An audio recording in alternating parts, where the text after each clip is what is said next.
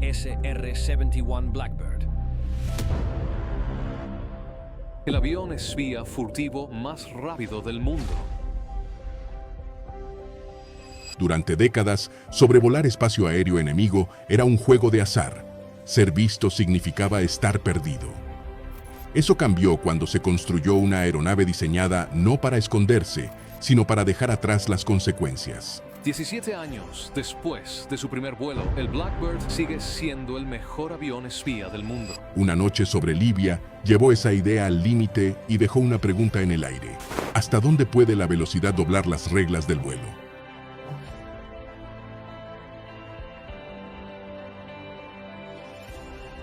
Diseñado para desaparecer. El SR-71 Blackbird nunca fue creado para ser observado. Su propósito era aparecer brevemente, si acaso, en los radares, y desaparecer fuera de alcance antes de que las defensas pudieran reaccionar.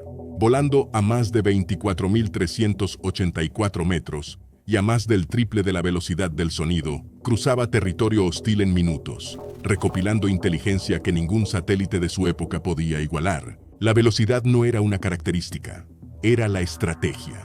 Cuando el radar enemigo lograba fijarlo, la tripulación del SR-71 no se desviaba ni descendía, aceleraba. Los misiles lanzados tras él a menudo se apagaban antes de alcanzar su punto de intercepción previsto. Durante décadas de servicio, ningún Blackbird fue derribado. Desde la cabina, los pilotos describían un cielo que se oscurecía hasta volverse azul profundo, con estrellas visibles incluso de día, y una curvatura de la Tierra que parecía alarmantemente cercana. No se sentía como volar, sino como deslizarse al borde entre el aire y algo más allá. Esa ilusión jugaría luego un papel clave en cómo se recordaría una de sus misiones. Cuando la altitud falló.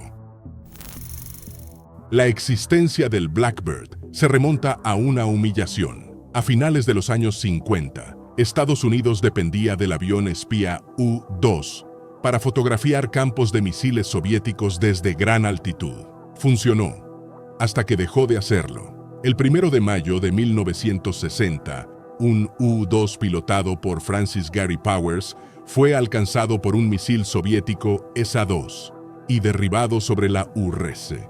El incidente destrozó la creencia de que la altitud por sí sola podía proteger a las aeronaves de reconocimiento.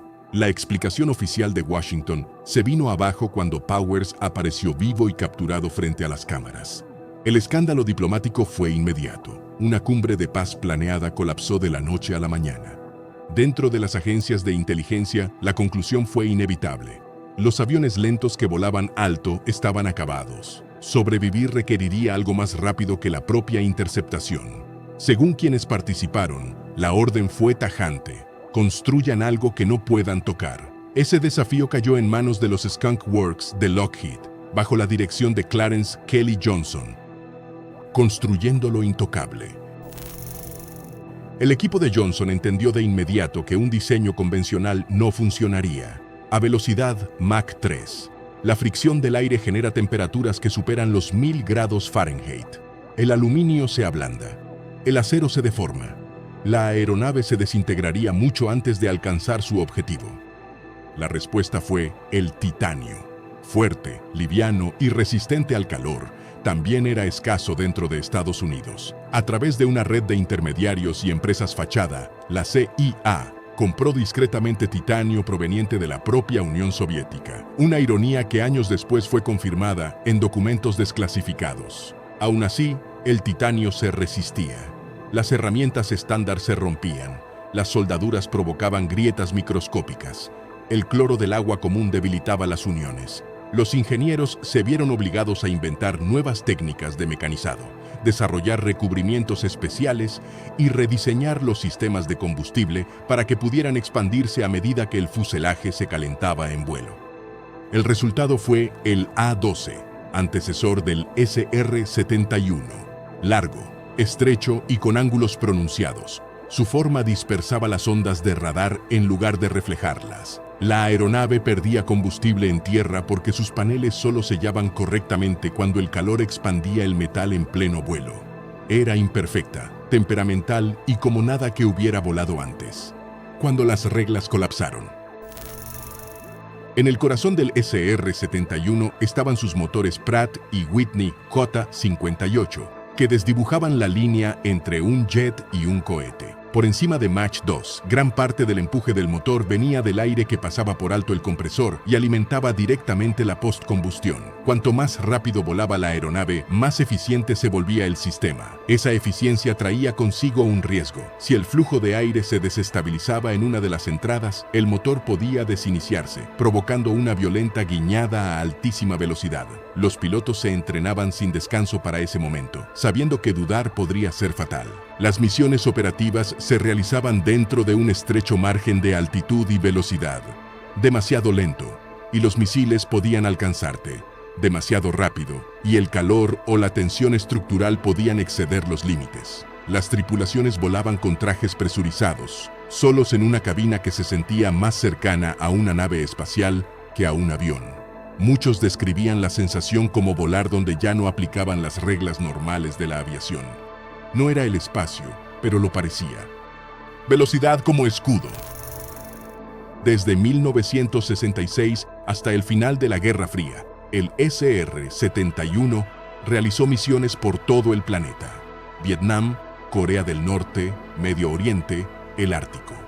Donde aumentaba la tensión, aparecía el Blackbird, fotografiando sitios de misiles y movimientos de tropas con una precisión inigualable para su tiempo.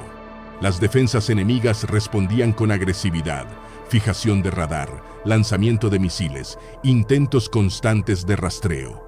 Las tripulaciones del SR-71 seguían una doctrina sencilla: mantener rumbo y acelerar.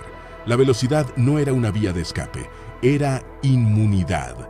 La aeronave funcionaba con combustible JP-7, tan estable que necesitaba trietilborano para encenderse, lo que producía un breve destello verde al arrancar los motores. El reabastecimiento requería aviones cisterna modificados, capaces de manejar tanto ese tipo de combustible como la velocidad del SR-71.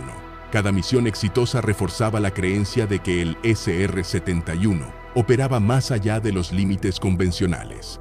Pero en abril de 1986, un vuelo pondría a prueba hasta dónde podían estirarse esos límites. La carrera sobre Libia.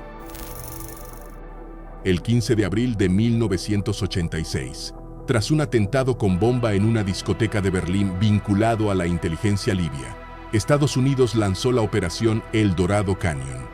Los ataques aéreos tenían como objetivo instalaciones militares en Trípoli y Bengasi. En cuestión de horas se necesitaba confirmación. Los satélites tardarían demasiado. Se ordenó el despliegue del SR-71. Según los relatos de los pilotos, el Blackbird entró en el espacio aéreo libio con las defensas en alerta total. Se encendieron los sistemas de advertencia. Se detectaron señales de guiado de misiles. La respuesta fue inmediata. Se adelantaron los aceleradores. La velocidad superó el crucero habitual. Los testimonios de la tripulación describen a la aeronave acercándose a su límite operativo, donde la expansión por calor era perceptible y, paradójicamente, la eficiencia del combustible mejoraba. A esa altitud, el cielo se oscurecía. El horizonte se curvaba con fuerza. Se sentía, como dijo un piloto después, menos como volar y más como mantenerse en equilibrio al borde del control. Los sistemas de misiles no lograron seguirle el ritmo. El guiado falló. La aeronave giró de regreso hacia el Mediterráneo y continuó rumbo oeste a una velocidad extraordinaria. Cuando la tripulación redujo la velocidad cerca de Sicilia, ya había sobrepasado a su avión cisterna por cientos de millas. Al aterrizar, los técnicos notaron una decoloración térmica inusual y patrones de tensión, señales de que la aeronave había sido llevada al límite, pero sin sobrepasarlo, interpretando lo imposible. Comparaciones posteriores entre los tiempos de vuelo y la actividad en radar llevaron a algunos analistas a especular sobre cuán visible pudo haber sido la aeronave ese día. Por separado, astronautas en misión orbital reportaron haber visto un objeto veloz y con trayectoria controlada muy por debajo de ellos, distinto de meteoros o escombros. No existe ningún registro oficial que conecte ambos eventos. No hay confirmación. Lo que queda es interpretación. Ingenieros familiarizados con la dinámica de vuelo a gran altitud señalaron más tarde que un SR-71 a velocidad extrema Puede parecer engañosamente alto cuando se ve contra la curvatura de la Tierra y el resplandor atmosférico. Para un observador en órbita, podría parecer algo que se eleva hacia el espacio en lugar de permanecer en el aire. Lo que sí está documentado, sin debate, es el rendimiento. Las velocidades Mach alcanzadas, la altitud sostenida, el calor soportado. La aeronave regresó con inteligencia útil y una estructura intacta. Si alguien la confundió con algo más cercano al espacio, es irrelevante. La realidad ya era lo suficientemente extraordinaria. El SR-71 no fue notable por coquetear con el espacio, sino por redefinir lo que el vuelo podía resistir. La velocidad, la ingeniería y la confianza en la máquina mantuvieron con vida a sus tripulaciones. Si disfrutaste este análisis a fondo, cuéntanos qué opinas en los comentarios y suscríbete para más historias donde la historia se encuentra con el límite de lo posible.